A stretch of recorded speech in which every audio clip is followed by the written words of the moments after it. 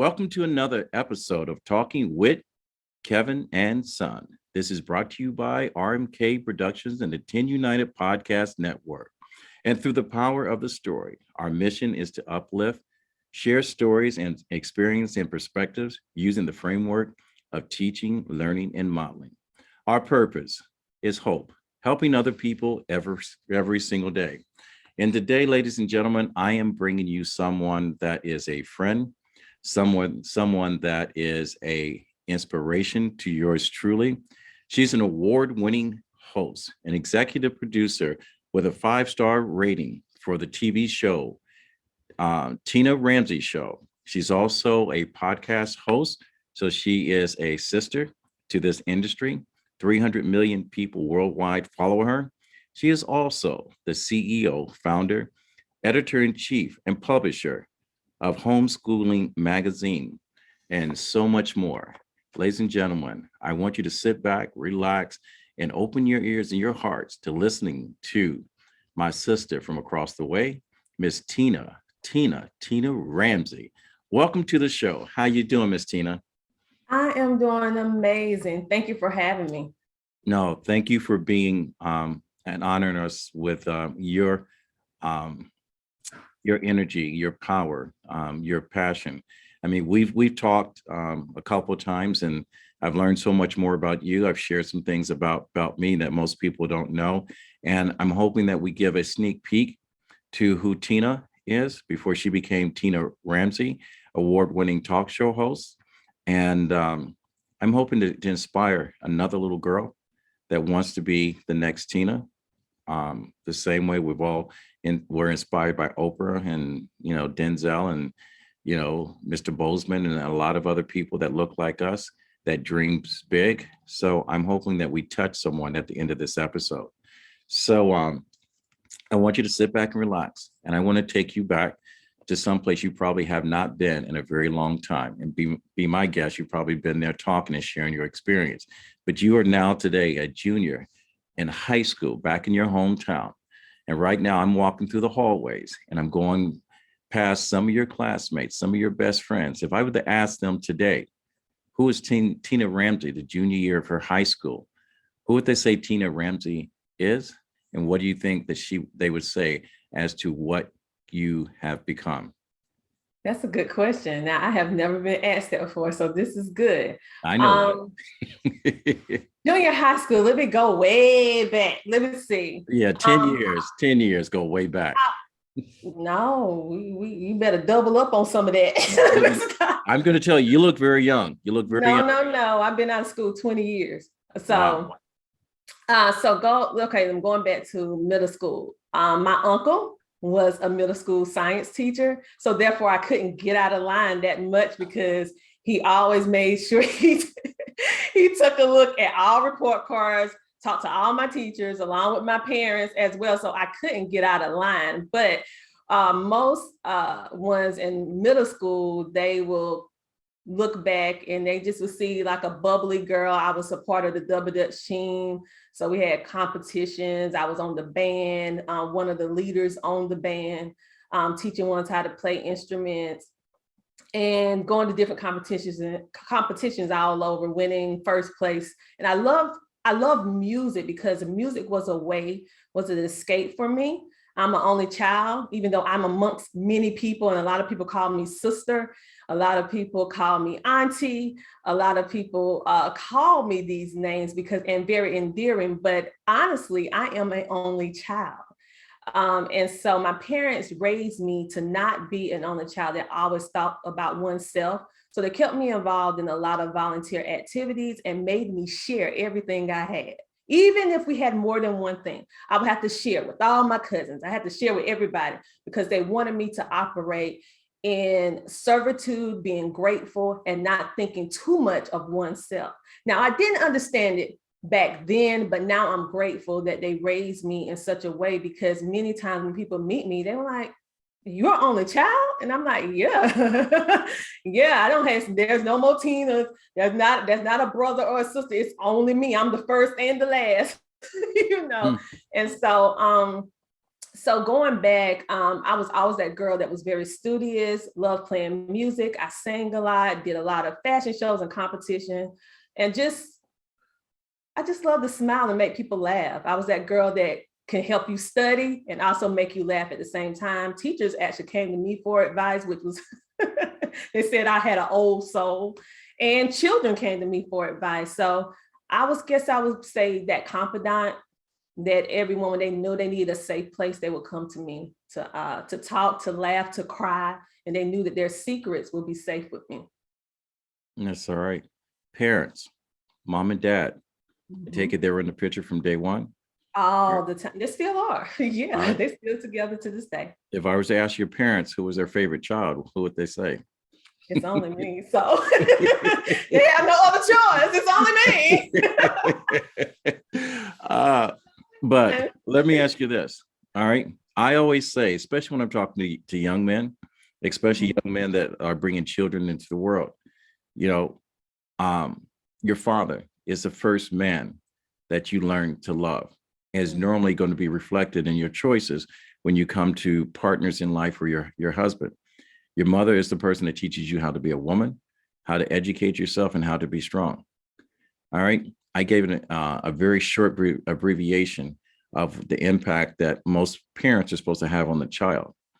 When you are standing on stage, giving your roses to your mom and dad, all right, I'm going to take you back a little bit. Please give me the roses for your dad, and please give the other 2 or 3 dozen roses to your mom. What is your speech? Well, for my dad, he being a only child as well, that wasn't the initial plan, but we happened to both be only children.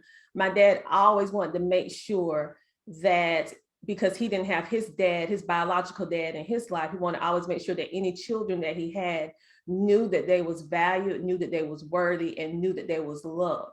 So whether it was boy, whether it was girls, he always wanted you to feel safe and know that if you can't depend on anybody else, you can always depend on your dad. So my dad, he taught me confidence. He taught me the ability to allow myself to trust, because he always made it very, very easy for me to follow his lead. Because I'm a person, I am a Christian, so I do follow the guidelines that set forth in the Bible in regards to man being the head of the household, as well as that. So my daddy showed me that true leadership and submission is not a hard thing to do when you're led by the right person. It can be a balancing act of listening and working with your partner in a positive, productive way, making sure that each party has a voice.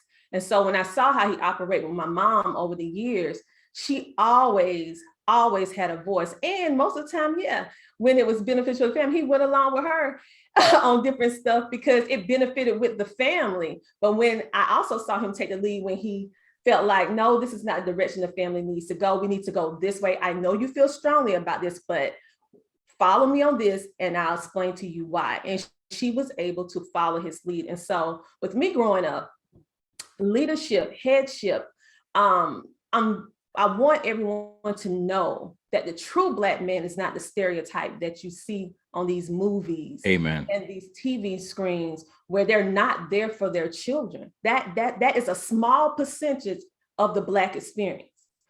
For the most of the part, we have stand-up dads, stand-up fathers that are there to teach their daughters about true love and how not to accept anything less than love, because from birth, we are born a princess and we grow up to be a queen. My mother taught me how to be a queen. When I was born, she, the queen of the house. I was the princess getting raised to be put on the throne of my own kingdom, being a queen later on when I got married. So my dad, I remember Valentine's Day, my dad would buy my mom things and send it to work, and he will also buy me things and send it to school. Like, love you, buy me different stuff like that. And they're like, who did that? I said, my daddy.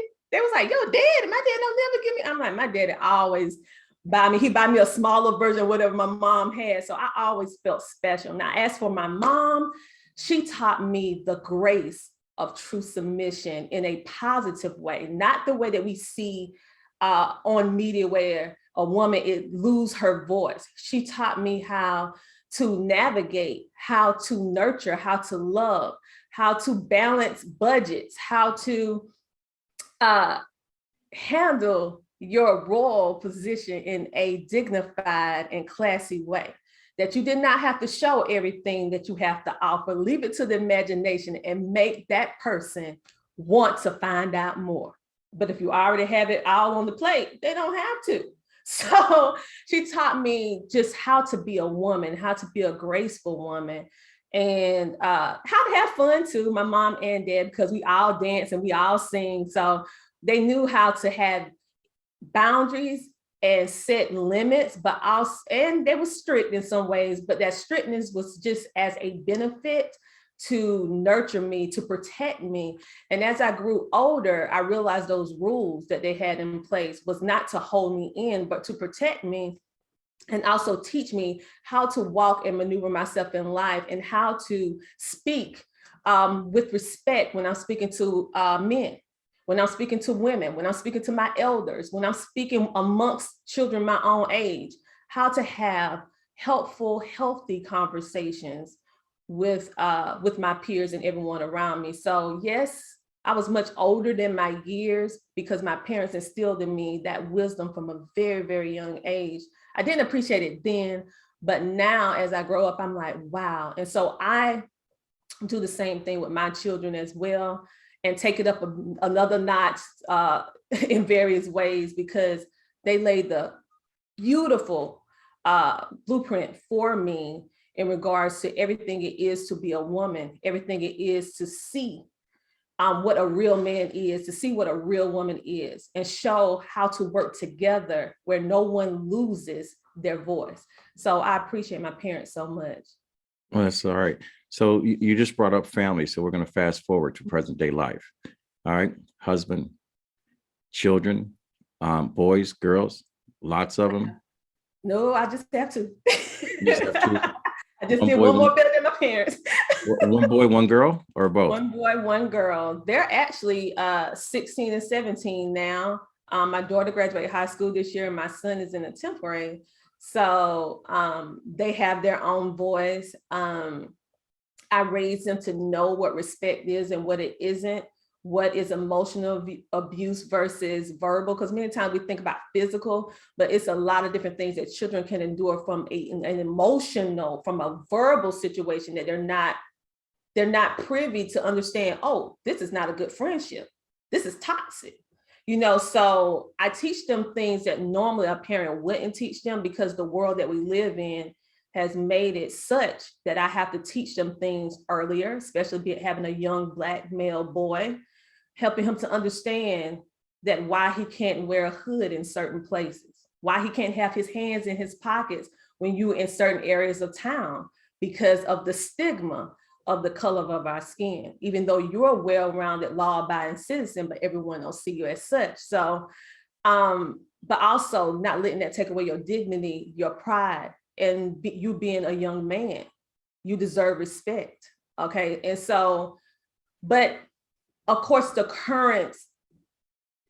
environment that we live in today has made many parents like myself have to expedite that hard reality to our children way sooner due to what's happening in the world today, but also making sure they have a safe haven at home, that even if things don't always go as planned, they always have a safe place to be with their parents and also their grandparents. We're always there for them, regardless if they make a mistake or not. We're here to help you, and you can always tell us anything. Even if you're afraid, tell us anything.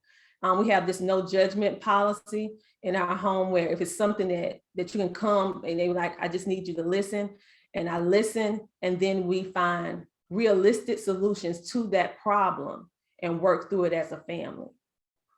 Now, let me ask you a question. I had this conversation just a couple of days ago when they were talking about the Whoopi Goldberg situation and Joe Rogan's situation. And this is not the first time someone ever said this. He bitched and moaned about, and I pardon my language, but I'm going to say it just for what it is, about what he witnessed when he saw the George Floyd murder. He said incident, and I said murder. Mhm. When he saw our people marching in the street, the only thing he saw was people looting.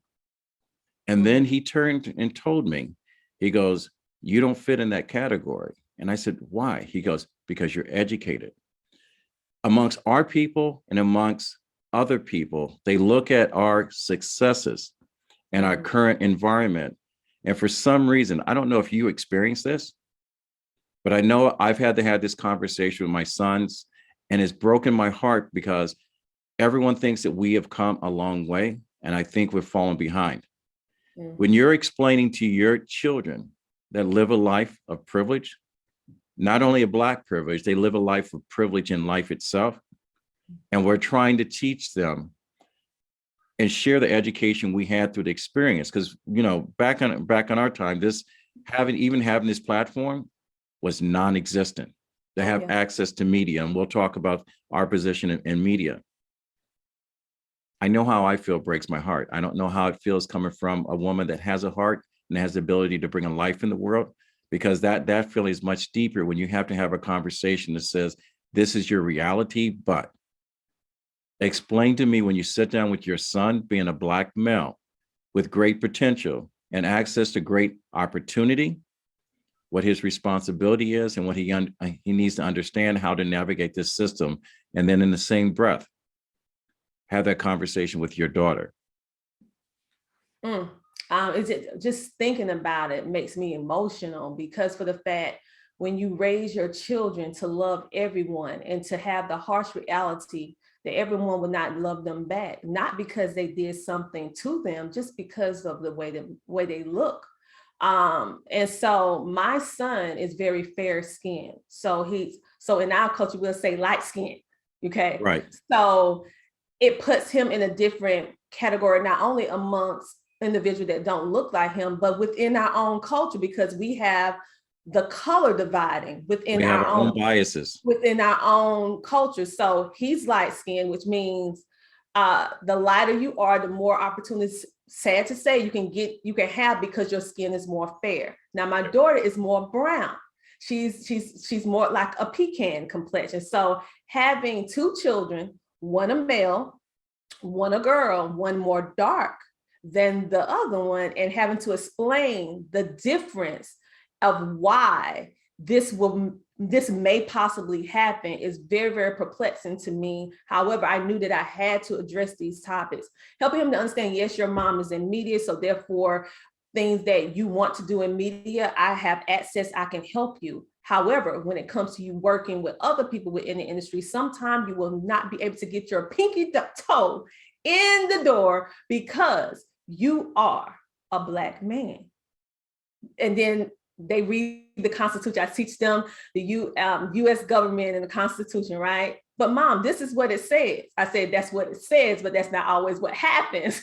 You know, yeah, that's not actually what it says. Yeah. You know, and so it's just a process of sharing with them some experiences that I personally had growing up in a rural town in South Carolina, actually coming to terms with being about a 7-year-old girl, so excited to go shopping with my mom on a Saturday. And we go to this store up downtown, and I see in the corner of this big window store saying whites only with cobwebs on it.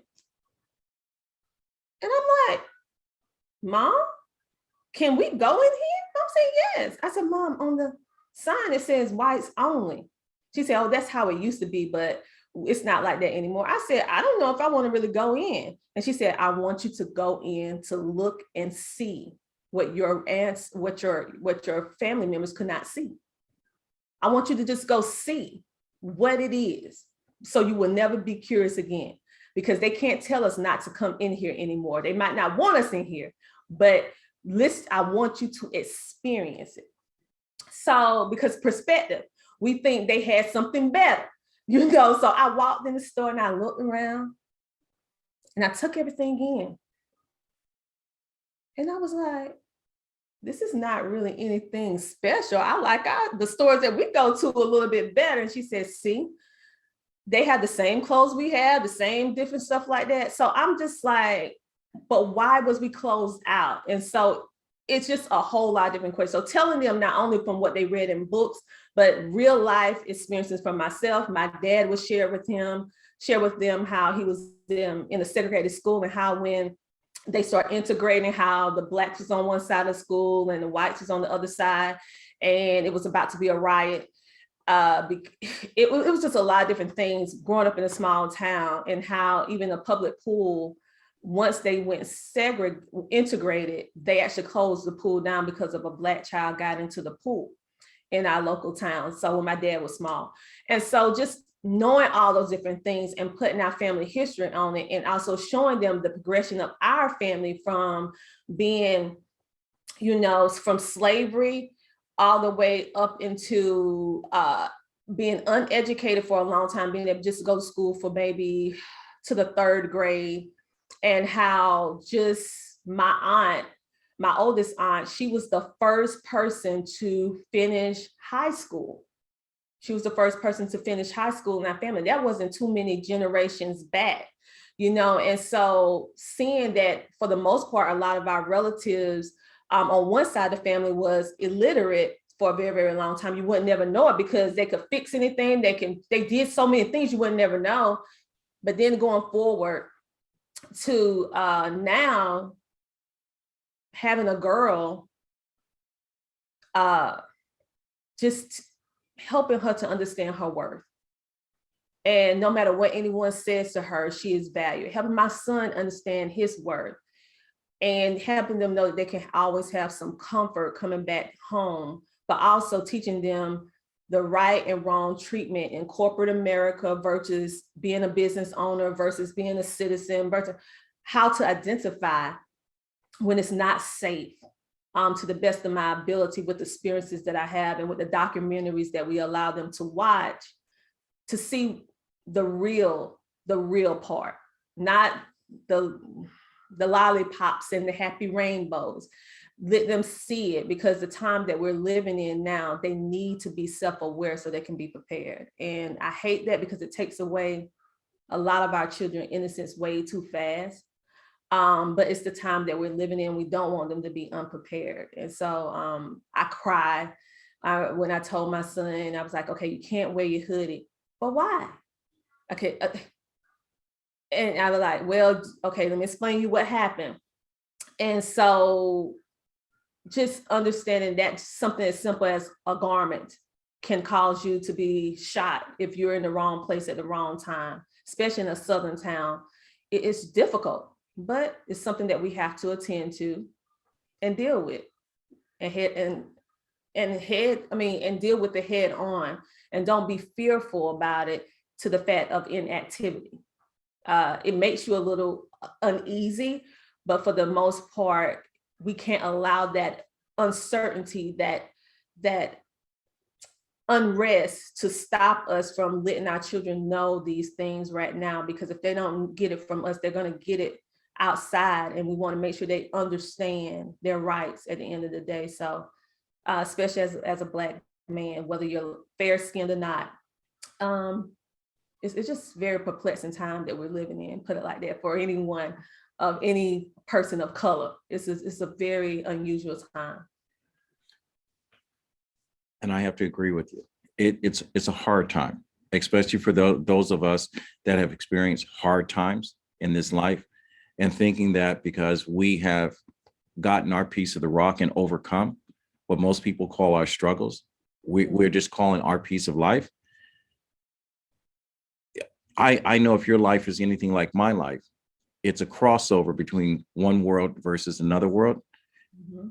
Going through what we experienced with Breonna Taylor, George Floyd, Arbery, Marbury, and the list goes on, and it happens every single day. And it's reported to 6 o'clock news.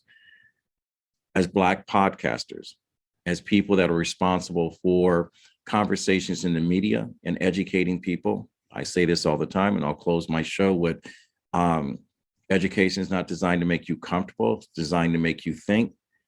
How do we communicate our experience in this conversation, not only as a wife, a mother, to 2 children, and an example and representative to our community, a reflection of whatever universities we grew up and graduated from. How do we communicate this so they will understand the plight and the value of us as people, not just Black people, to the people that have no idea what's going on, that think that our life was getting much better? How do you communicate that as a person and as the responsibility in the media? How do you do that? Well, being that I have my own TV network and podcast network, we are totally invested in positive media, allowing individuals to tell their stories in their own words, because many times we tell our story in media on other people's platforms, and sad to say, it is edited in such a way that makes us look in not such a good light. Correct. And so the reason why I decided to, I would say, come from the shadows, so to speak, because I did a lot of work behind the scenes. And so in this season, I am in front of the camera most of the time in order to have these healthy conversations, the diverse conversations. That's not always easy to talk about. However, that's why I have my show, because many times we only know what individuals talk about, what is trending, which is normally not anything that's relevant, what's trending. But anyway, that's a whole nother story. I digress. But it's up to us to bring up these topics and have a balanced discussion, not leaning too much on one side or the other, because we are the neutralists. We're balancing and really helping them to understand from our perspective what is going on, living, breathing in the skin, and what they see and what they think we are, and deter them from the most stereotypes that we see on media about us, which is mostly not the case, okay? And so being that human trafficking is on the rise, and all races are included in human trafficking. However, people of color, African Americans, are the top. We're the top. And so just bringing awareness in the neighborhoods about that, because I go to low income areas like the projects, and go to areas where most people will not go speak at, because they need that self-awareness, and speaking to women about menstrual health, and how Black women, or women of color, let me say that correctly, women of color, how hysterectomies are on the rise. Not because they're not all the time necessary, quote unquote, it's because that's the only option that they're given. And just last year, over 600,000 hysterectomies was performed on women of color. Now, population control? See, my personal opinion, I want to go on record, this is my personal opinion. When you think about, we might not be thinking about this right now in the now. However, this is going to affect us 10, 20, 30 years from now, because we're the children. The children are our legacy. The children are our future. So without them, we can build all this wealth. We can build all these platforms to have a voice. But if there's no one there to share, what are we doing it for? And so thinking about just giving them the education. If someone telling you need a hysterectomy, go get a second, third opinion first, because it may not be necessary. It can be all the way down to the products that women use every single month that is filled with chemicals that are cancer causing things that's in it, that's causing you to have the issue. You remove the problem, you find your solution. That's why I provide health and wellness products, but most importantly, education first, to let them know that all this stuff is not normal. We're taught to believe that it's normal, but it's not normal. And once you have the education along with the solution, then you see the benefit, and it not only benefit you, but it start benefiting every woman, every man that comes after it, because the men are affected by what's happening to the women are affected as well. If the women, we're not having children, how are we going to keep building our family legacy? And women of color, 600,000 hysterectomies. I know some needed them, but all of it, I highly don't think that's necessary. And so just having that education and self-awareness. So having my platform, speaking on it, we just had an episode when we were speaking about human trafficking, being abducted, and showing them the universal signs for you need help. So say, for example, a woman or a boy, because Black boys are in high demand on the Black market. In case 8 to people didn't know 13. this. 8 to 13. Yeah, they're being trafficked just as much as girls, but you just don't hear it. Black males. You don't hear any stories about young Black males being abducted, but it's happening more and more frequently every single day. Just letting them know that, hey, this is the national sign. I need help. So if you see any child, any woman, any boy, regardless of race, that does this, and they're in a car, they somewhere, they're letting you know that they need help. And then sometime maybe someone might call your home and they ask for pizza out the blue.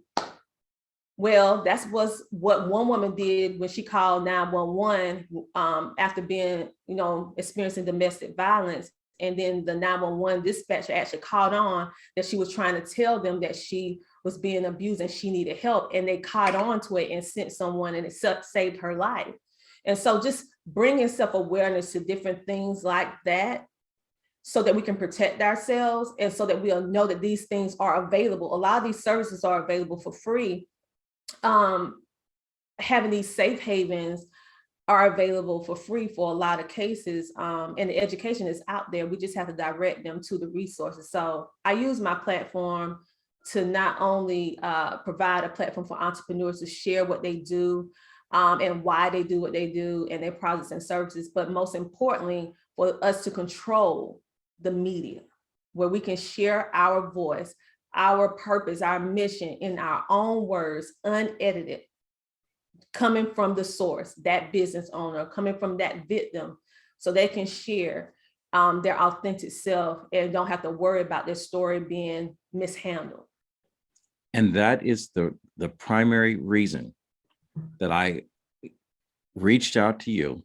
And we had a long talk our first time. We weren't even talking about being on each other's podcast, because in most businesses, we kind of do the same thing. In most businesses, we don't share the same platform, but we have a responsibility to our community, and we have responsibility to the truth to create a new media. Before I go on and fast forward to present and talk about more the Tina Ramsay Show, part of the reason I connected, because you have a strong conversation and connection to women, which I value because I was raised by my grandmother. But real quick, how does someone get in touch with you? I have various ways, but the quickest way, of course, is through social media. Basically, they can just look up anything dealing with Coach Tina Ramsay. Like I tell business owners, you have to be Googleable so people can have access to you. So they can find me at Coach Tina Ramsay. My name is spelled RAMSAY.com. They can go to CTR Media Network. That's where they'll see all the amazing podcasters that are there. And I encourage you to listen to them. It's for free. You can just listen to those podcasts and information for free. And pretty much that is it, other than going to the TinaRamsayShow.com and looking me up on social media. Pretty much the same between Coach Tina Ramsay, the Tina Ramsay Show, or CTR Enterprises Network, the variations, because all of them are different parts of the umbrellas, various umbrellas of my business. So, so they can find me pretty much anywhere. And when I talk about business, I'm not talking about Black business, because no matter what we do in business, if they look like us, we're Black business owners, no matter what.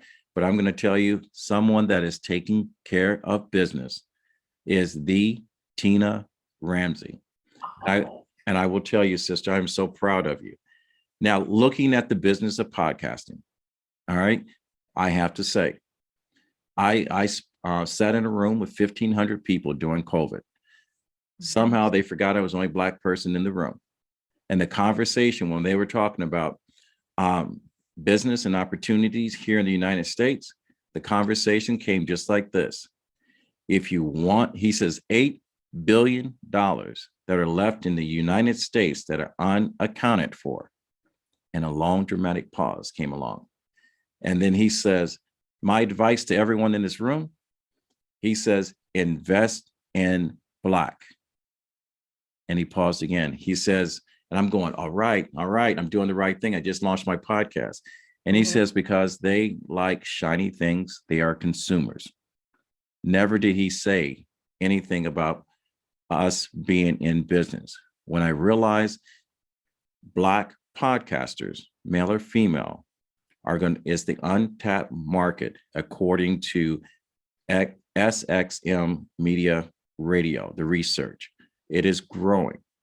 Marketing companies, because we know our message becomes personal and it returns back to the community.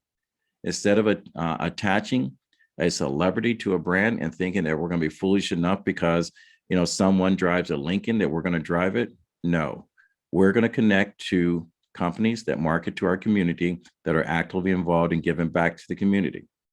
There are soda pop brands that vote against our freedom, that if we ever got together, their competitor will become number one instead of number two.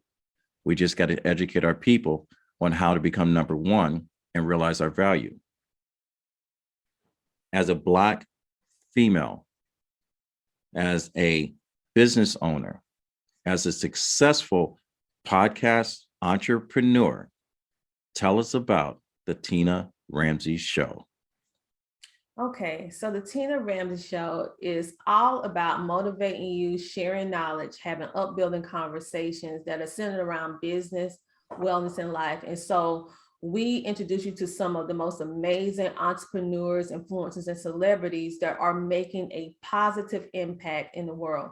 So we're not just looking for a celebrity. We want one who is taking their celebrity and using it in a positive way to uplift and upbuild the communities around them in a positive way. So you more than likely will see the same theme going through all of our interviews, because this year in particular is our Message of Hope series that we decided to do because of the times that we're living in. The last 2 years have been very, very difficult. And so providing them with resources, providing our audience with resources and hope at the end of the day, because many people just simply lost hope, and we want to let them know that we have their back, and how can I say it? Connect them with resources beneficial that they can either do it anonymously because they don't want people to know, because sometimes within our community, I don't want anybody to know that I'm going to a therapist, but I know I need to go to a therapist. So attaching them to the right entities that are there to support and help them through difficult times. And so the Tina Ramsay Show, that's what we're all about. And I started the show just as a platform to just share and have a safe place. Starting as a tribute to my father, because I got sick and tired of seeing Black men treated in such a way and looked at as such fearsome individuals. Like the first initial thing when you look at media is you should fear in a negative way. Yeah, you should respect. But why is this fear? You feel unsafe, you want to clutch your bag when you see them coming. We don't want to rob you. We want to just keep what we have, So as a tribute to my father, I started that platform to amplify and share as many men of color as possible that are making positive impact in the world. And then women of color, also sharing about health and wellness. And right now we have a really, really diverse base from all different colors. However, the heart of it was to start to share Black men in a positive light. And it just grew to women and all races that all feel the same heartfelt love for humanity. And so it's just been a great experience. And then we piggyback off of that and said, hey, we need to provide a cost-effective platform for podcasters to come share their podcasts with the world, because we noticed that the prices is so expensive. I've been in media for a minute now, and we talking big, like at least 4 figures to actually be able to get on the platform, and they don't have the training. They're just investing and they're not seeing a return on the investment, and it's a lot of money, right? And so been working very diligently to find a solution to that problem that was cost effective, that will allow everyday people doing extraordinary things a platform in which they can invest a little but gain a lot, okay? And be able to have a voice. And being that I know, and my team and I know how to position and help people podcast or television show, get them on Roku, Amazon Fire, Sony TV, get them on iHeartRadio, all these different things. We know that. And so we do our best to keep it PowerPoint, cost effective, but still providing premium service so they can experience that red carpet, or I like to say purple carpet, rolled out to them, because royalty is purple. So just helping them see that we need you. We need your voice. I'm looking for all the everyday people. Celebrities and major influencers, they have platforms. But what about the everyday true heroes, the unsung heroes that are keeping the communities going? That grandmother, great-great-grandfather who inspired the generations to keep going. What about them? What about the aunties, the cousins, the moms and dads who never get recognition? Or they have an idea, but they let those dreams go because they became a parent. Or something happened and they decided that I'm not going to do me. I'm going to help everybody else. Well, this is your time. This is your time. You're never too old to do what you want to do. You're never too old for dreams. Okay. We put an expiration date on our dreams. Whoever said that you can't dream and you can't do new things past 30 or 40 or 50 years old? Who said that? Who said it? So I'm just reshaping minds. And I have students that are 60 and 75 years old that would say, Tina, you helped me live a lifelong dream. I never thought I could do it. And I'm like, you can do anything. As long as you have breath and air in your body, you can do whatever you want to do. It's just the point of you doing it and having somebody to give you that confidence and give you that guidance so that you know, right? And so that's basically what the whole just behind the Tina Ramsay Show and podcast, the whole just behind why we built CTR Media Network for everyday people doing extraordinary things. And so our goal is to keep doing it until we get 100 podcasters. And so far we have, I can't think of the last count, but everyone is enjoying it and they're getting beneficial help for so many amazing people from all over the world. So we're happy. Yeah, it's going to be funny when my team looks at this video because we don't edit much. We just make sure that we make you look good. And then goes, why'd you bring your competition to the game?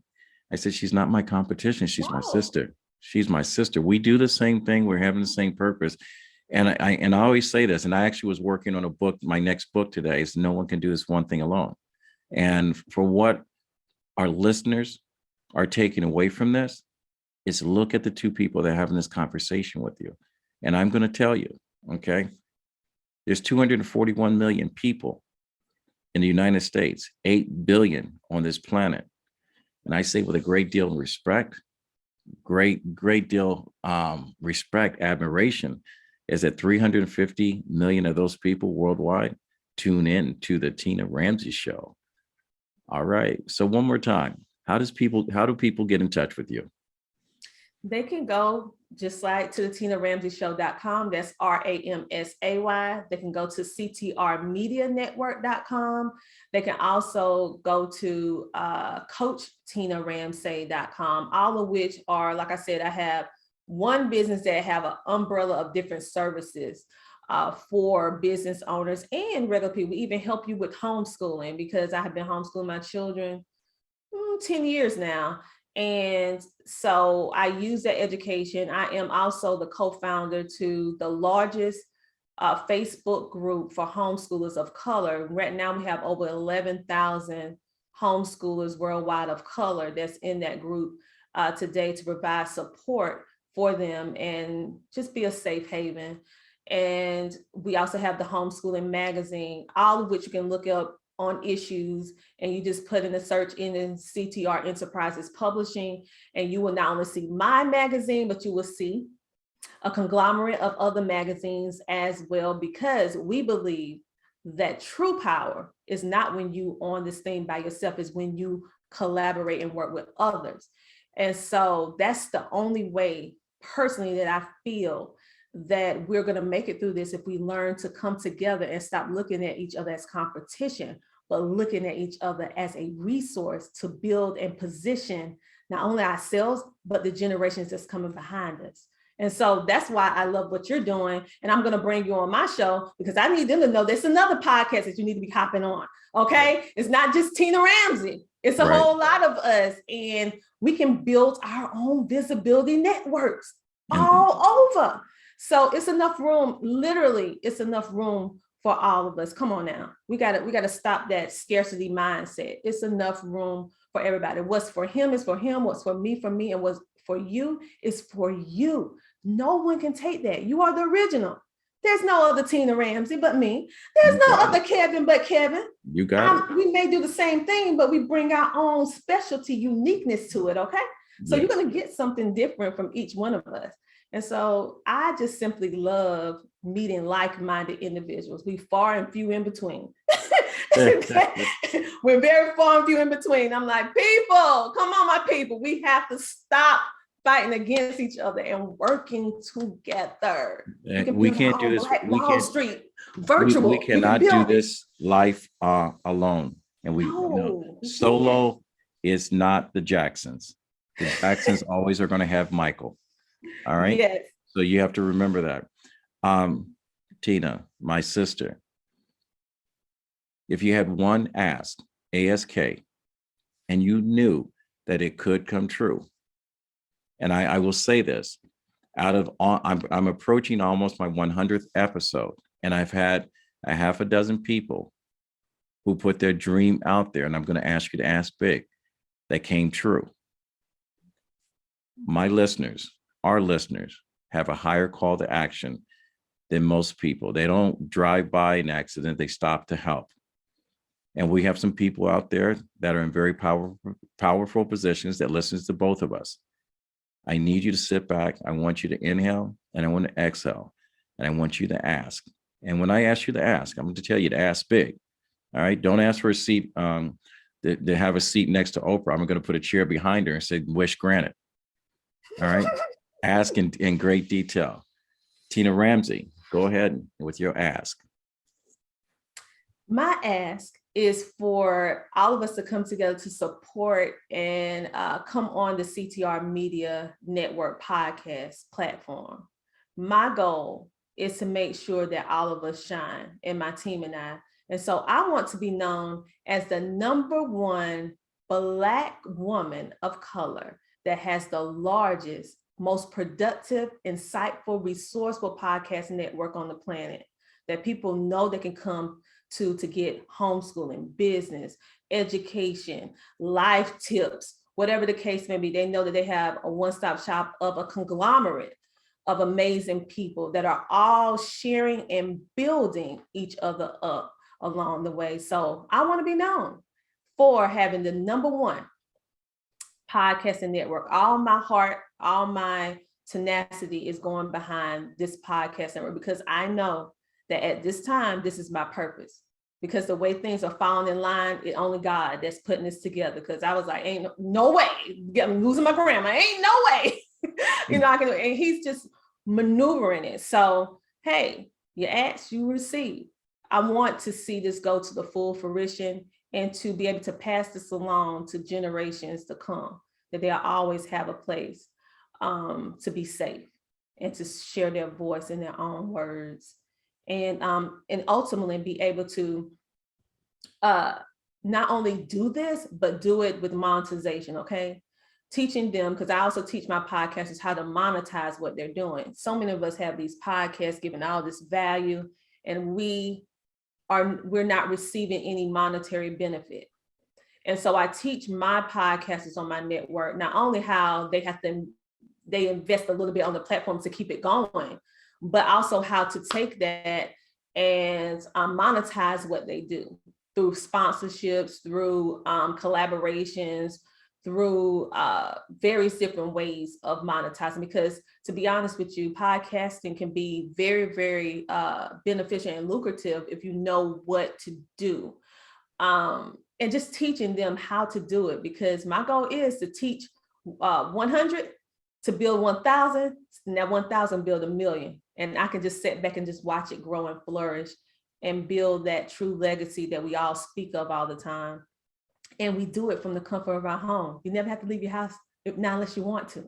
It sounds like we need to create a summit, a weekend workshop and whatever to bring people together and show them how to do this little Yeah, by little. it's truly, it's a blessing that now, regardless of where you come from, whether it's the projects, the suburbs, wherever the case is, everyone has access. And I'm gonna tell you what, even if you are a low income family, you live in the projects, because I came from the projects. So let's just put it out that you know, I say that because my grandma lived in the projects and I was there at her house most all the time. So I'm like, I lived in the projects, you know. So the thing is this, even the government gives people a phone now. I mean, they give them good phones, okay? They have internet access. On average, a person gets 250 minutes a month of free airtime. Say, for example, you use 100 of those minutes to do a podcast, okay? A podcast that you can help flip to put some income in your home, some finances during this hard time, even if it's $500, an extra $1,000, an extra $200. Think about how that could change your life on a small scale. But then when you start building your brand, how you can actually end up leaving that 9 to 5 if that's what you wanted to do. If that's what you want to do. And then you can become an expert, a trainer, and a coach, and still run your podcast, which is additional stream of income. Then you add TV to it, streaming TV, which makes your podcast more desirable, because now you're not only on a podcast, you're on TV. And being able to do all that cost effective. Think about how that can change your life. All of which you can do remotely and do not have to leave your home. Use these devices for the good and not just gossip or whatever you do with them, or just streaming on social media. Use it to put something back into your household, whether it's groceries, some gas in the car, whatever the case may be. But use it for a good, productive way. Still have fun, but use it also for something that's productive. So that's what I do. My team and I, we teach you how to make streams of income through this media, whether you just began or not. My love is teaching newbies, teaching people who already have podcasts and just never monetized it, and then showing them like, hey, you do it like this, like this, like that, like that. Then you see this benefit, keep on working. Once you hit it, it's gonna start boom, boom, boom, boom, boom. And then I'm like, I never thought. I said, I know, but it's there. That's that, what you said, 8 billion or 8 billion on the planet, 241 million in the United States of America. And how many did the guy say, because he didn't realize you was in the room? It was 1,500 people, and I was the only person, I was the only Black person in the room. They overlooked me when they made this statement. And he said, how much money was on the table that we leave on the table? $8 billion unaccounted for. But what the message is, they're looking for that $8 billion to put in their pocket. I know, but we flipping it. That's my point. Yep. That 8 billion, guess what? We can take some of that 8 billion. Okay, we can take all of it, to be honest with you. Because if we work together. Yeah, because to be honest with you, African Americans or people of color spend $1 trillion, at minimum $1 trillion a year, in being consumers. We need to stop all the time being the consumer. Sure, we need to buy some things, but we need to start being producers of content, producers, providing platforms. We need to be in position as producers, not just a consumer, because every other race sees people of color as a dollar sign, because we buy and invest in everybody but ourselves. I'm not saying that you don't invest in other people, but we need to start with us first, okay? I'm not saying not to do other, because I do business with everybody, but we need to start with ourselves first, okay? Everybody else do it, so why can't we do it? And then our children won't be lacking anything. Yeah. But anyway, that's a whole other conversation. I get too passionate. Go ahead, Kid. Well, when you interview me, you can bring on that conversation, because I'm not one of those people who said the interview is all about me, because I don't like talking about me that much. But I will tell you, there's a 10, 11, 12, 13, 14, or 16-year-old boy or girl out there that is sitting, looking outside their window, and they probably have the same view that you and I had growing up, because the life that I live now is not the life that I was born into. The only difference is I saw hope. I saw opportunity. There were people that supported me. Tina, I need you to be that beacon of hope right now for that one little boy, that one little girl, no matter what his or her color is, that are sitting, looking at or hearing conversations of what they can't do, are trying to be groomed to be in a gang because that's what they believe their legacy was left up to, or on the phone with a stranger that is grooming them to go outside of the comfort of their home into a world that would imprison them for the rest of their life. That conversation, let's leave them with a message of hope. So Tina Ramsay, I'm going to allow you to close off this show, okay, with a message to a child. All right. So my message of hope to young children, regardless of what color you is, because I love all children. I love everyone. But I want you to understand that your current situation does not dictate your future. Okay. I want you to rest into this. Your current situation, you may have a parent who's a drug addict, an alcoholic, living in a home with domestic violence. You may be living in a foster care system. You may be homeless. But I want you to know that your current situation is not the determination of your future. You have everything within you to change your life. Now, everything is not all the time happening as quickly as we want, but you have access to libraries, you have access to the internet, you have access to Google, you have access to all of our platforms where you can come and get these great information from a variety of different perspectives. And I want you to figure out what you love to do. What are you good at?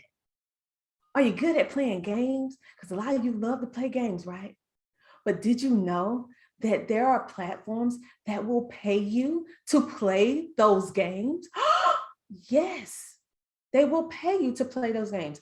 Did you know that there are platforms that will pay you, what I would like to call being a walking billboard, to wear their merchandise, to do different things like that? You can be reviewing products and receive compensation in the form of money or in regards of products. I want you to sit down and think about what you're good at. And whatever you're good at, whatever makes you smile, even on your most saddest moment, I want you to think about what put a smile on your face that you're good at. And then I want you to start putting a price to it. It's just as simple as that. It's just as simple as that. Put a price to it, because someone needs that information, or someone needs what you are doing. There's a market for you. You just have to believe it. And that's my message of hope. Everyone has what's inside of them. You can just unlock your potential and just keep moving. And if it doesn't work, try again. Every great success, every great story came with a lot of failure. I failed so many times. Oh my goodness. See, you only see the successes, but you didn't see all those times, those years, the fail. But it only takes that one time to hit your solution, and you forget about all those moments you failed. You're like, oh, whatever, because I figured it out and I made it now. So I don't want you to give up. Failure is just another way of you learning how to do it differently to get to your solution. Failure is not a bad thing. It's only a bad thing when you stop working. So keep the hope alive, like my grandma used to say. Keep the hope alive, number one. And number two, know that you have everything that you need to change your life. If you don't like it, you have the power within you to change it. And number three, use all the resources that you have available in order to position yourself now with what you need to go on to that next step. And number four, whatever it is that you absolutely love to do, I want you to start being your own advocate. I want you to research that particular thing that you do, look at how much people are charging for it. And then you, because you're an amateur at the moment, you go a little bit below that price. And then you start promoting yourself. Use this social media not to be doing these selfies. Just showing up. Start positioning and showing what you have to offer. Get with some business owners like ourselves so we can show you how to get an LLC or a sole proprietorship or a S Corp, a C Corp. All this stuff is available for you. And if you're a color or if you're a minority, it's different programs that you can have. It's people who are looking for you. You just have to make yourself be found. Do not do the easy route. The easy route is to go to the games. The easy route is to go do what everyone else doing. You do not have to sell your soul for $1. Okay? You do not have to do that. I don't care what's going on around you. You do not have to have that life. You do not have to have your life. Change your mind. Live outside of what you see. I was in the projects with my grandma 20% of the time, 90% of the time, because my parents worked during the week after school. But I was home with them every single day. Well, I'd say about 50. But I would just say this. When I saw what was going on in the projects, it didn't bother me. You know why? Because I knew that I had better. My grandma always spoke positively. My mother and my father my grandma told me that I was going to be a model. I laughed. Yeah, right. Me, a model. Okay. Well, guess what happened? About a year or two ago, I am an ambassador for 2 boutiques. I'm modeling their clothes. I'm in their catalogs. Okay. Speak positivity over your life. I promise you it will work. I promise you it will work. Just don't give up. And that's my message of hope, because I get crying when I speak about the babies. They get me all worked up. No. Believe it or not, ladies and gentlemen, you have just been presented with $1 million conversation, and we're giving it to you for free. We have covered so much information, and we hope at some point this episode that we have shared with you has enlightened you and touched you in some kind of way, that it will change the view from your window of where you sit right now. If you want to get in touch with Tina Ramsay, you can go to YouTube and look up the Tina Ramsay Show. You can go to her Facebook page and look up Tina Ramsay Show, as well as her Instagram page. She has a place on Clubhouse. Literally, you cannot turn a page and not have Tina Ramsay show up on that page. 350 million people follow her and listen to her. Her brother on the other side of this country follows her and listens to her. She is much respected. Do not take this knowledge that we passed on to you for granted. You have to remember, we give you the content for free. Access to the content, you've got to make a personal investment in. That's the reason why both platforms, we have very unique individuals that believe in their dreams. And the first person that has to invest in their dream is yours truly. So it doesn't come free. But the continuous education, the support, the encouragement, that is priceless. So with that said, my grandfather always said that when you get to a point in life that you can help someone else, it's your duty to do so. He said, reach one, teach one. My hashtag is find 1,000 reasons to be kind to someone. Adapt that. And with that said, Tina, you have an open chair on this platform forever, for life.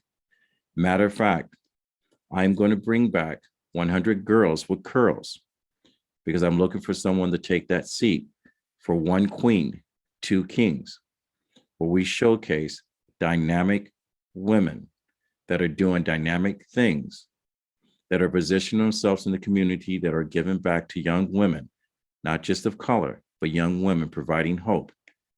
And also with the 2 kings, we showcase the man that stands with the queen, not on her, supporting her, protecting her, encouraging her, and giving her a safe place to land, and pushing her out center stage in order to allow her to have her presence, because he's a strong man. That's 2 kings. We're going to invite you back with your husband. I am going to have a strong conversation of saying that when we relaunch this podcast, that you be that queen and the 2 kings will support you.